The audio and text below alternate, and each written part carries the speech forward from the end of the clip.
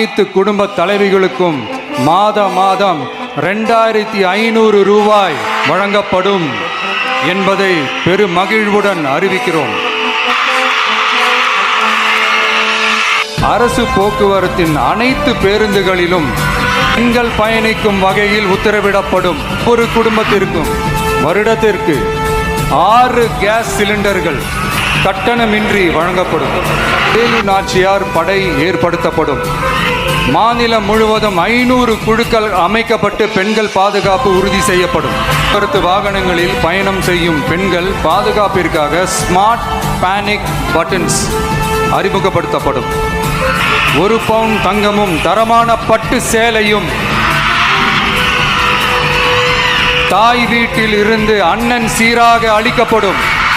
இப்படியான அந்த மகிழ்வை பங்கேற்பதில் தமிழக வெற்றி கழகமும் நாமும் பெரும் மகிழ்ச்சி அடைவதை தெரிவித்துக் கொள்கிறோம்.